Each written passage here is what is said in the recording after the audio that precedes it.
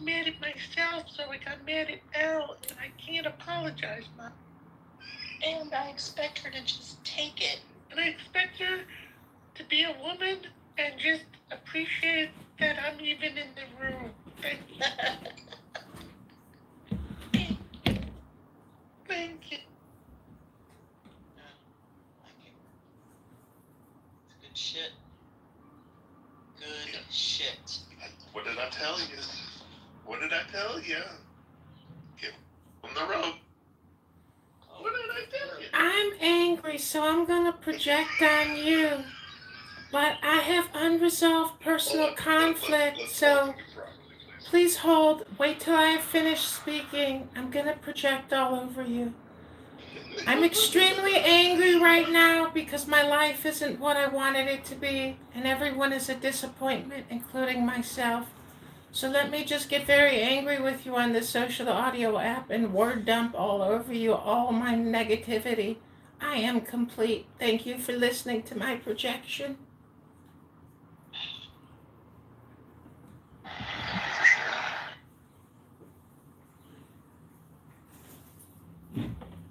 It's not a me problem. It's a you problem.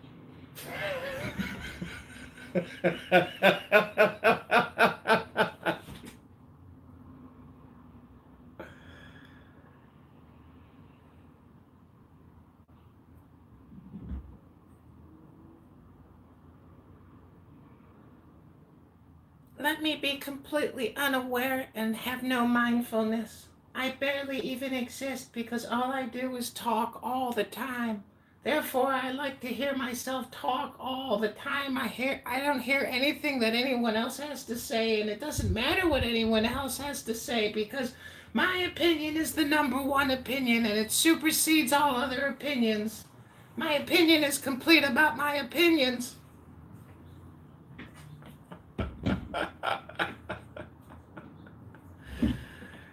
Oh.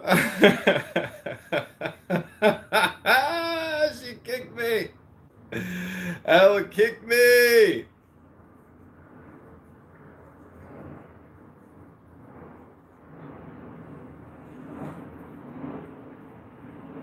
After my name came up.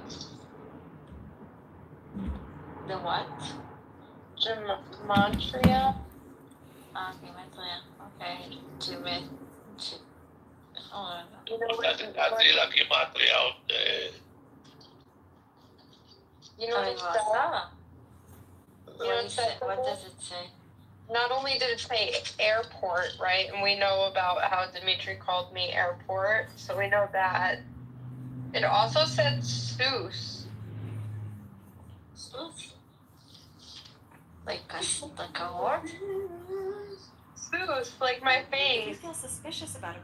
Who said your face is like a horse? Tao Te Ching can be translated as the book of the imminence of the way, or the book of the way and of how it manifests itself in the world, or simply the book of the way. Since it is already well known by its Chinese title, I have let that stand. About Lao Tzu, its author, there's practically nothing to be said. He may have been an older contemporary of Confucius, 551 to 479 BCE, and may have held the position of archive keeper in one of the petty kingdoms of the time. But all the information that has come down to us is highly suspect. Even the meaning of his name is uncertain. The most likely interpretations, the Old Master, or more picturesquely, the Old Boy. Like an Iroquois woodsman, he left no traces. All he left us is his book, the classic manual on the art of living, written in a style of gem-like lucidity, radiant with humor and grace, and large-heartedness and deep wisdom, one of the wonders of the world. People usually think of Lao Tzu as a hermit, a dropout from society, dwelling serenely in some mountain hut, unvisited except perhaps by the occasional traveler arriving from a 60s joke to ask, what is the meaning of life? But it's clear from his teachings that he deeply cared about society, if society means the welfare of one's fellow human beings. His book is, among other things, a treatise on the art of government, whether of a country or of a child. The misperception may arise from his insistence on wei wu wei, literally, doing, not doing, which has been seen as passivity. Nothing could be further from the truth. A good athlete can enter a state of body awareness in which the right stroke or the right movement happens by itself, effortlessly, without any interference of the conscious will. This is a paradigm Get for up in there non-action, now. the purest and most effective form of action. The game plays the game. The poem writes the poem. We can't tell the dancer from the dance. Less and less do you need to force things, until finally you arrive at non-action. When nothing is done, nothing is left undone. Nothing is done because the doer has wholeheartedly vanished into the deed. The fuel has been completely transformed into flame. This nothing is in fact everything. It happens when we trust the intelligence of the universe, in the same way that an athlete or a dancer trusts the superior intelligence of the body. Hence Lao Tzu's emphasis on softness. Softness means the opposite of rigidity, and is synonymous with suppleness, adaptability, endurance. Anyone who has seen a Tai Chi or Aikido master doing not doing will know how powerful this softness is. Lao Tzu's central figure is a man or woman whose life is in perfect harmony with the way things are. This is not an idea, it is a reality. I have seen it. The master has mastered nature, not in the sense of conquering it, but of becoming it. In surrendering to the Tao, in giving up all concepts, judgments, and desires, her mind has grown naturally compassionate. She finds, deep in her own experience, the central truths of the art of living, which are paradoxical only on the surface, that the more truly solitary we are, the more compassionate we can be. The more we let go of what we love, the more present our love becomes. The clearer our insight into what is beyond good and evil, the more we can embody the good. Until finally she is able to say, in all humility, I am the Tao, the truth, the life. The teaching of the Tao Te Ching is moral in the deepest sense, unencumbered by any concept of sin. The master doesn't see evil as a force to resist, but simply as an opaqueness, a state of self-absorption, which is in disharmony with the universal process, so that, as with a dirty window, the light can't shine through. This freedom from moral categories allows him his great compassion for the wicked and the selfish. Thus the master is available to all people and doesn't reject anyone. He is ready to use all situations and doesn't waste anything. This is called embodying the light. What is a good man but a bad man's teacher? What is a bad man but a good man's job? If you don't understand this, you will get lost, however intelligent you are. It is the great secret. The listener will notice that in the many passages where Lao Tzu describes the master, I've used the pronoun she at least as often as he. The Chinese language doesn't make this kind of distinction. In English we have to choose. But since we are all potentially the master, since the master is, essentially, us, I felt it would be untrue to present a male archetype, as other versions have, ironically, done. Ironically, because of all the great world religions, the teaching of Lao Tzu is by far the most female. Of course, you should feel free throughout the recording to substitute he for she, or vice versa. As to method, I worked from Paul Carus's literal version, which provides English equivalents, often very quaint ones, alongside each of the Chinese ideograms. I also consulted dozens of translations into English, German, and French. But the most essential preparation for my work was a 14 years long course of Zen training, which brought me face to face with Lao Tzu and his true disciples and heirs, the early Chinese Zen masters. With great poetry, the freest translation is sometimes the most faithful. We must try its effect as an English poem, Dr. Johnson said. That is the way to judge of the merit of a translation. I have often been fairly literal, or as literal as one can be with such a subtle, kaleidoscopic book as the Tao Te Ching. But I have also paraphrased, expanded, contracted, interpreted, worked with the text, played with it, until it became embodied in a language that felt genuine to me.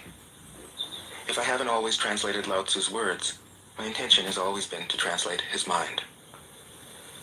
Describing the indescribable, teaching the unteachable, pointing the way to the way.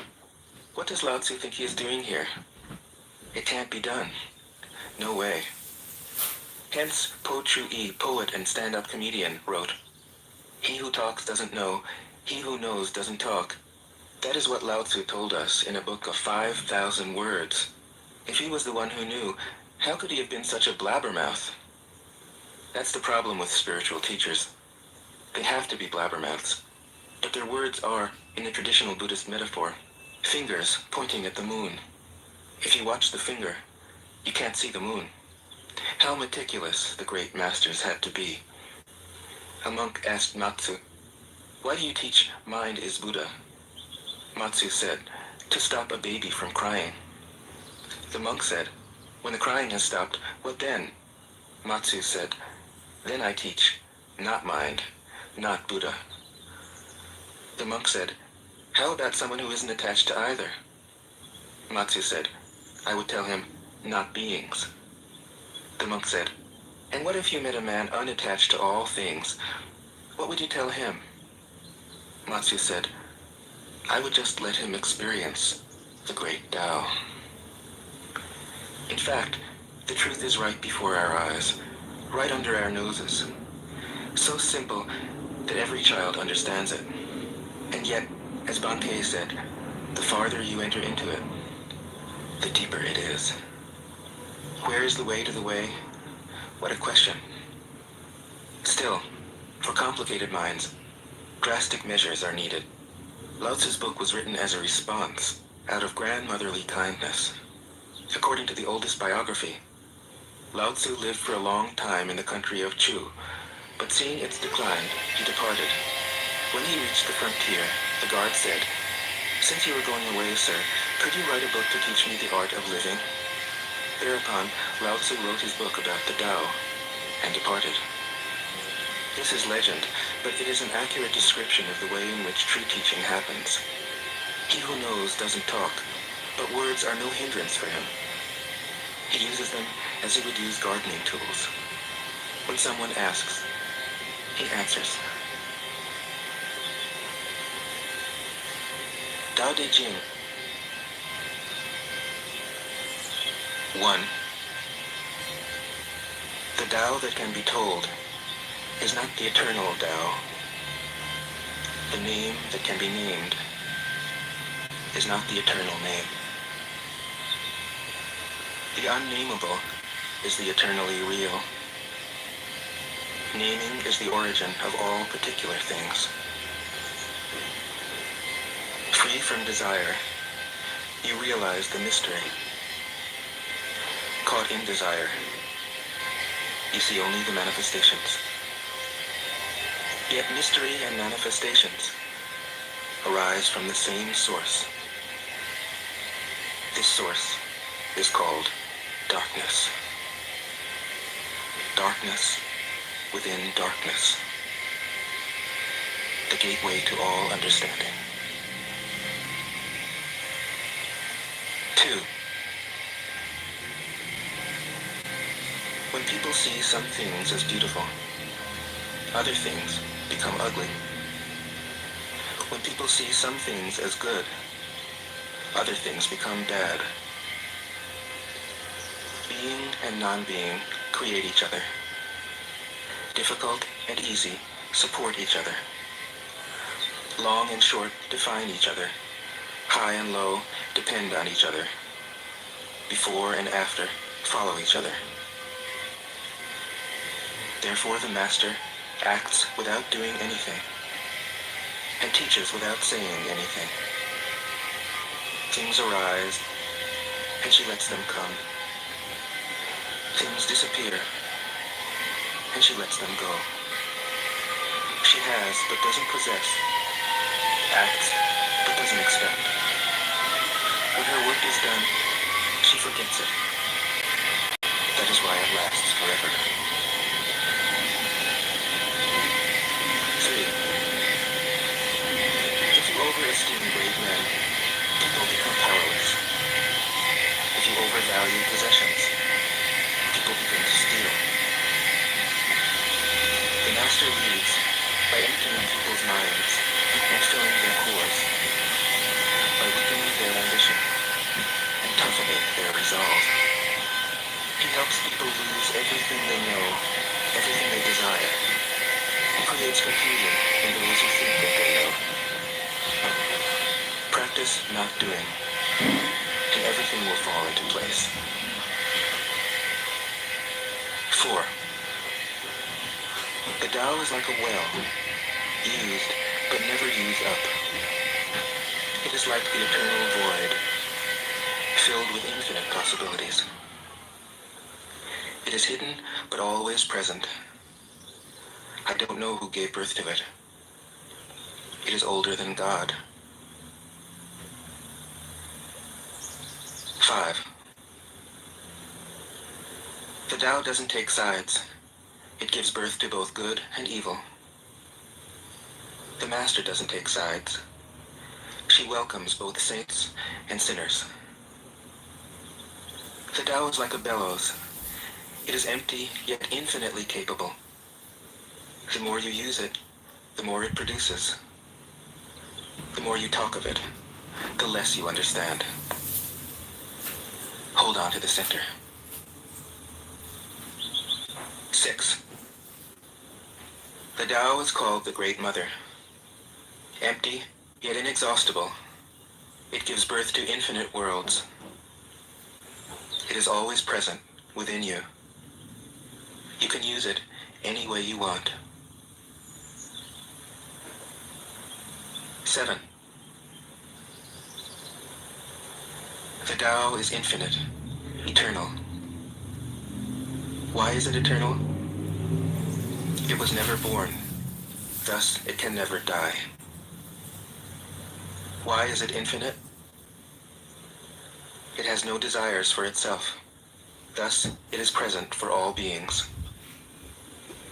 The Master stays behind, that is why she is ahead. She is detached from all things, that is why she is one with them. Because she has let go of herself, she is perfectly fulfilled. 8. The Supreme Good is like water, which nourishes all things without trying to. It is content with the low places that people disdain. Thus, it is like the Tao. In dwelling, live close to the ground. In thinking, keep to the simple. In conflict, be fair and generous. In governing, don't try to control. In work, do what you enjoy. In family life, be completely present. When you are content to be simply yourself and don't compare or compete, everybody will respect you. 9. Fill your bowl to the brim, and it will spill. Keep sharpening your knife, and it will blunt. Chase after money and security, and your heart will never unclench. Care about people's approval, and you will be their prisoner. Do your work, then step back. The only path to serenity. 10. Can you coax your mind from its wandering and keep to the original oneness? Can you let your body become supple as a newborn child's? Can you cleanse your inner vision until you see nothing but the light? Can you love people and lead them without imposing your will? Can you deal with the most vital matters by letting events take their course? Can you step back from your own mind and thus understand all things? Giving birth and nourishing. Having without possessing. Acting with no expectations. Leading and not trying to control. This is the supreme virtue. 11. We join spokes together in a wheel, but it is the center hole that makes the wagon move. We shape clay into a pot, but it is the emptiness inside that holds whatever we want. We hammer wood for a house, but it is the inner space that makes it livable. We work with being, but non-being is what we use. 12. Colors blind the eye. Sounds deafen the ear. Flavors numb the taste. Thoughts weaken the mind. Desires wither the heart. The master observes the world, but trusts his inner vision. He allows things to come and go. His heart is open as the sky. 13. Success is as dangerous as failure. Hope is as hollow as fear. What does it mean that success is as dangerous as failure? Whether you go up the ladder or down it, your position is shaky. When you stand with your 2 feet on the ground, you will always keep your balance. What does it mean that hope is as hollow as fear? Hope and fear are both phantoms that arise from thinking of the self. When we don't see the self as self, what do we have to fear? See the world as yourself. Have faith in the way things are. Love the world as yourself. Then you can care for all things. 14.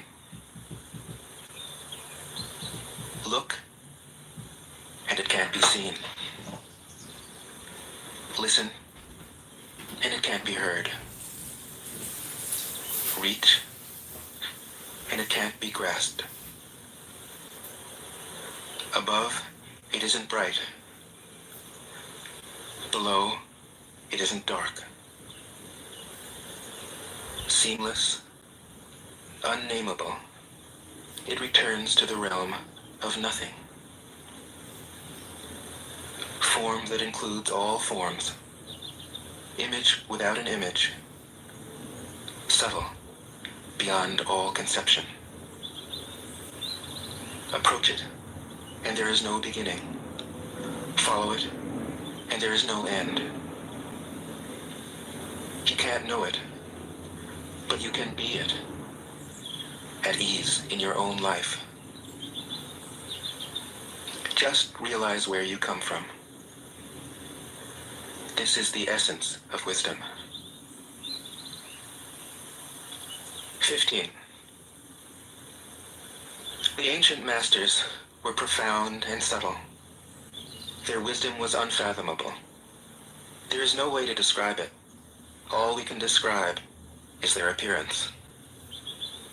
They were careful as someone crossing an iced-over stream, alert as a warrior in enemy territory, courteous as a guest, fluid as melting ice, shapeable as a block of wood, receptive as a valley, clear as a glass of water. Do you have the patience to wait till your mud settles and the water is clear? Can you remain unmoving till the right action arises by itself? The master doesn't seek fulfillment. Not seeking, not expecting. She is present and can welcome all things. 16. Empty your mind of all thoughts. Let your heart be at peace. Watch the turmoil of beings, but contemplate their return. Each separate being in the universe returns to the common source. Returning to the source is serenity. If you don't realize the source, you stumble in confusion and sorrow. When you realize where you come from, you naturally become tolerant, disinterested, amused, kind-hearted as a grandmother, dignified as a king. Immersed in the wonder of the Tao, you can deal with whatever life brings you. And when death comes, you are ready. 17. When the master governs, the people are hardly aware that he exists. Next best is a leader who is loved. Next, one who is feared. The worst is one who is despised. If you don't trust the people, you make them untrustworthy. The master doesn't talk, he acts. When his work is done, the people say, "Amazing, we did it, all by ourselves." 18. When the great Tao is forgotten, goodness and piety appear. When the body's intelligence declines, cleverness and knowledge step forth. When there is no peace in the family, filial piety begins. When the country falls into chaos, patriotism is born. 19. Throw away holiness and wisdom, and people will be 100 times happier. Throw away morality and justice, and people will do the right thing. Throw away industry and profit, and there won't be any thieves. If these three aren't enough, just stay at the center of the circle and let all things take their course. 20. Stop thinking and end your problems. What difference between yes and no? What difference between success and failure? Must you value what others value, avoid what others avoid? How ridiculous. Other people are excited, as though they were at a parade. I alone don't care. I alone am expressionless, like an infant before it can smile. Other people have what they need. I alone possess nothing.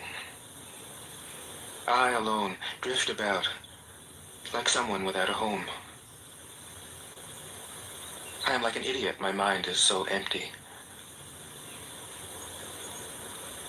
Other people are bright. I alone am dark. Other people are sharp. I alone am dull. Other people have a purpose. I alone don't know. I drift like a wave on the ocean. I blow as aimless as the wind. I am different from ordinary people. I drink from the Great Mother's breasts. 21. The Master keeps her mind always at one with the Tao. That is what gives her her radiance. The Tao is ungraspable. How can her mind be at one with it? Because she doesn't cling to ideas. The Tao is dark and unfathomable. How can it make her radiant? Because she lets it.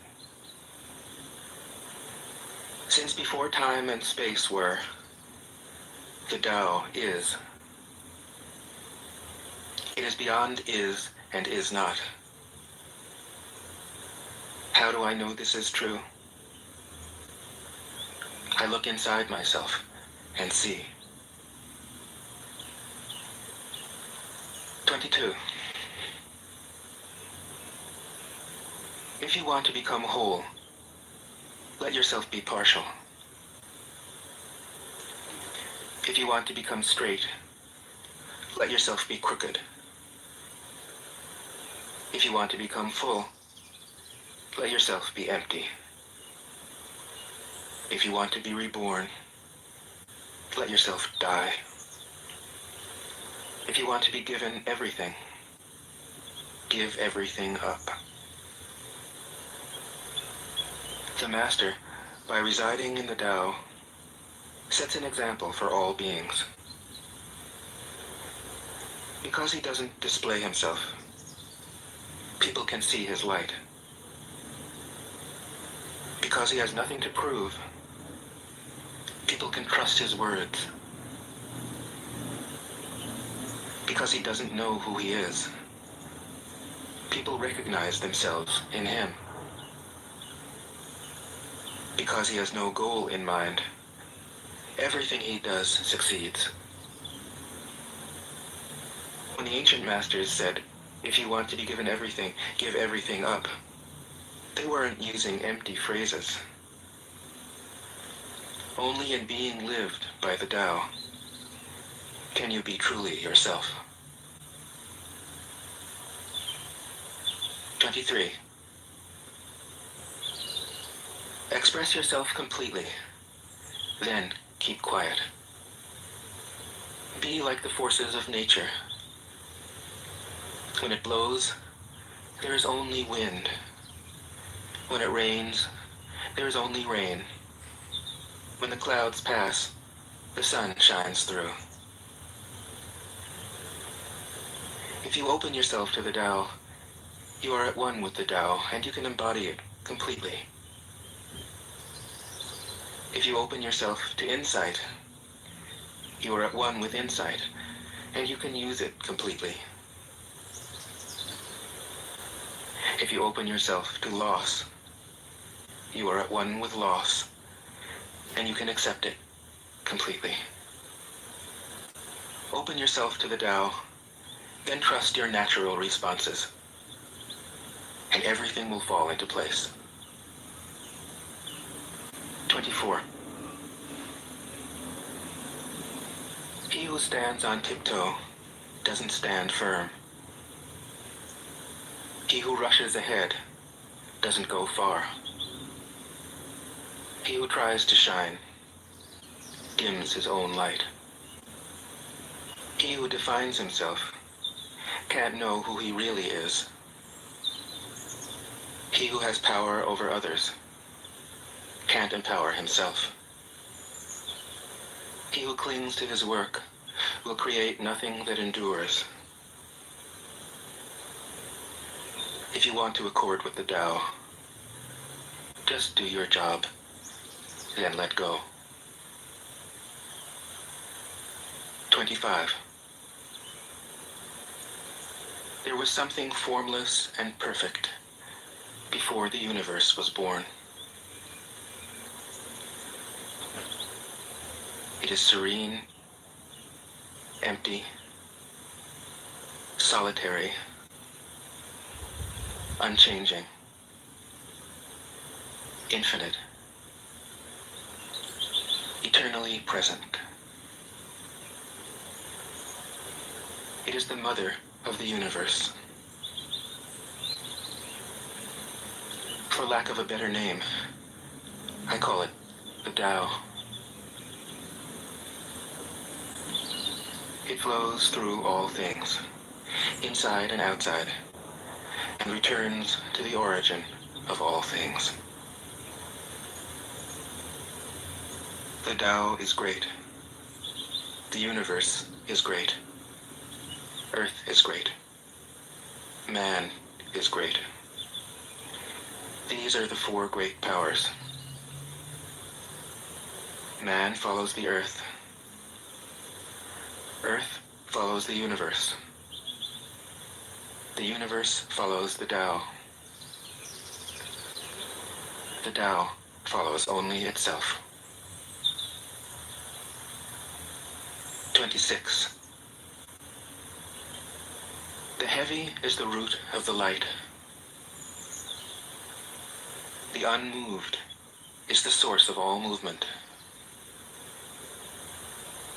Thus the Master travels all day without leaving home. However splendid the views, she stays serenely in herself. Why should the lord of the country flit about like a fool? If you let yourself be blown to and fro, you lose touch with your root. If you let restlessness move you, you lose touch with who you are. 27. A good traveler has no fixed plans and is not intent upon arriving. A good artist lets his intuition lead him wherever it wants. A good scientist has freed himself of concepts and keeps his mind open to what is. Thus the master is available to all people and doesn't reject anyone. He is ready to use all situations and doesn't waste anything. This is called embodying the light. What is a good man but a bad man's teacher? What is a bad man but a good man's job? If you don't understand this, you will get lost, however intelligent you are. It is the great secret. 28. Know the male, yet keep to the female. Receive the world in your arms.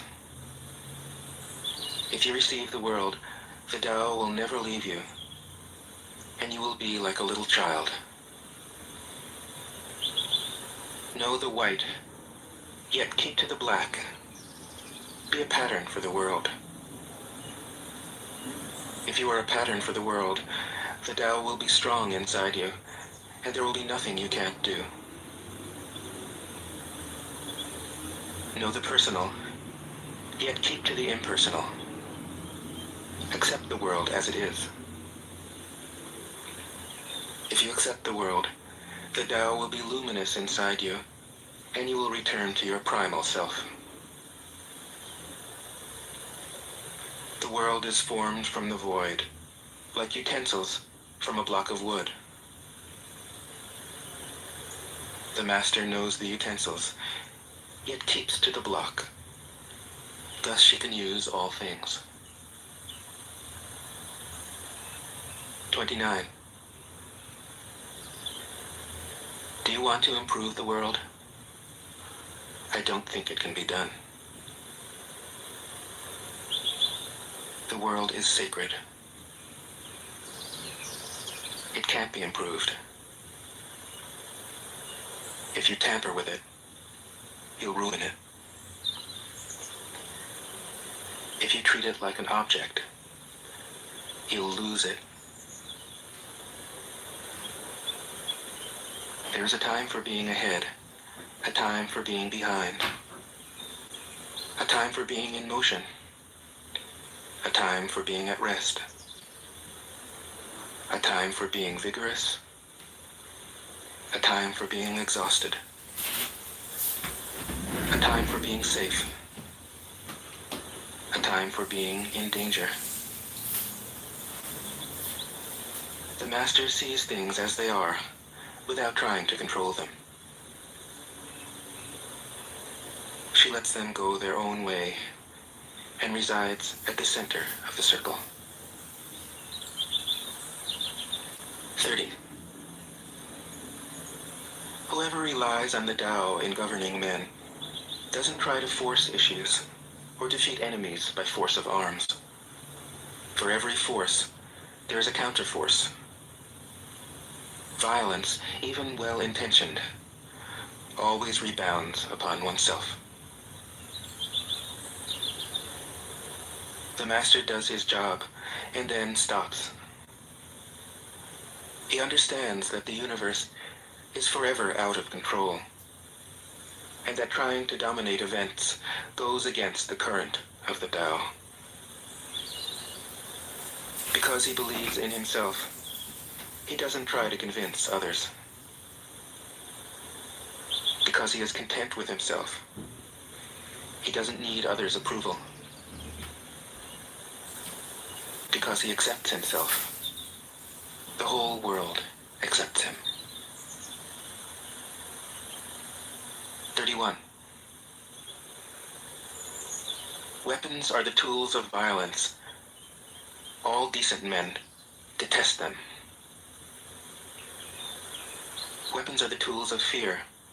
A decent man will avoid them, except in the direst necessity, and if compelled, will use them only with the utmost restraint. Peace is his highest value. If the peace has been shattered, how can he be content? His enemies are not demons, but human beings like himself. He doesn't wish them personal harm, nor does he rejoice in victory. How could he rejoice in victory and delight in the slaughter of men? He enters a battle gravely, with sorrow, and with great compassion, as if he were attending a funeral. 32. The Tao can't be perceived. Smaller than an electron, it contains uncountable galaxies. If powerful men and women could remain centered in the Tao, all things would be in harmony. The world would become a paradise. All people would be at peace, and the law would be written in their hearts. When you have names and forms, know that they are provisional. When you have institutions, know where their functions should end. Knowing when to stop, you can avoid any danger. All things end in the Tao, as rivers flow into the sea. 33. Knowing others is intelligence. Knowing yourself is true wisdom. Mastering others is strength. Mastering yourself is true power. If you realize that you have enough, you are truly rich. If you stay in the center and embrace death with your whole heart, you will endure forever. 34. The great Tao flows everywhere. All things are born from it, yet it doesn't create them. It pours itself into its work, yet it makes no claim. It nourishes infinite worlds, yet it doesn't hold on to them. Since it is merged with all things and hidden in their hearts, it can be called humble. Since all things vanish into it, and it alone endures, it can be called great. It isn't aware of its greatness. Thus, it is truly great. 35. She who is centered in the Tao can go where she wishes, without danger. She perceives the universal harmony, even amid great pain, because she has found peace in her heart. Music or the smell of good cooking may make people stop and enjoy, but words that point to the Tao seem monotonous and without flavor. When you look for it, there's nothing to see. When you listen for it, there's nothing to hear. When you use it, it is inexhaustible. 36. If you want to shrink something, you must first allow it to expand. If you want to get rid of something, you must first allow it to flourish. If you want to take something, you must first allow it to be given. This is called the subtle perception of the way things are. The soft overcomes the hard. The slow overcomes the fast. Let your workings remain a mystery. This is called the subtle perception of the way things are. The soft overcomes the hard. The slow overcomes the fast. Let your workings remain a mystery. Just show people the results. 37. The Tao never does anything, yet through it all things are done. If powerful men and women could center themselves in it, the whole world would be transformed by itself in its natural rhythms. People would be content with their simple, everyday lives, in harmony and free of desire. When there is no desire, all things are at peace. 38. The Master doesn't try to be powerful. Thus, he is truly powerful. The ordinary man keeps reaching for power. Thus, he never has enough. The Master does nothing, yet he leaves nothing undone. The ordinary man is always doing things, yet many more are left to be done. The kind man does something, yet something remains undone. The just man does something, and leaves many things to be done. The moral man does something, and when no one responds, he rolls up his sleeves and uses force. When the Tao is lost, there is goodness. When goodness is lost, there is morality. When morality is lost, there is ritual. Ritual is the husk of true faith, the beginning of chaos. Therefore, the Master concerns himself with the depths and not the surface, with the fruit and not the flower. He has no will of his own. He dwells in reality and lets all illusions go. 39. In harmony with the Tao, the sky is clear and spacious. The earth is solid and full. All creatures flourish together, content with the way they are, endlessly repeating themselves, endlessly renewed.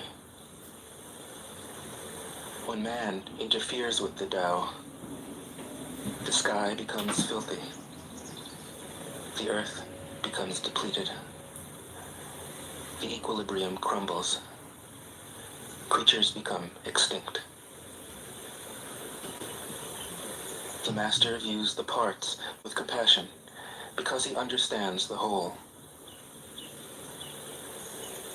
His constant practice is humility.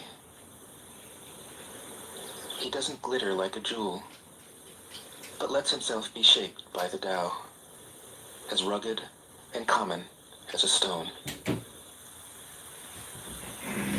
40. Return is the movement of the Tao. Yielding is the way of the Tao. All things are born of being. Being is born of non-being.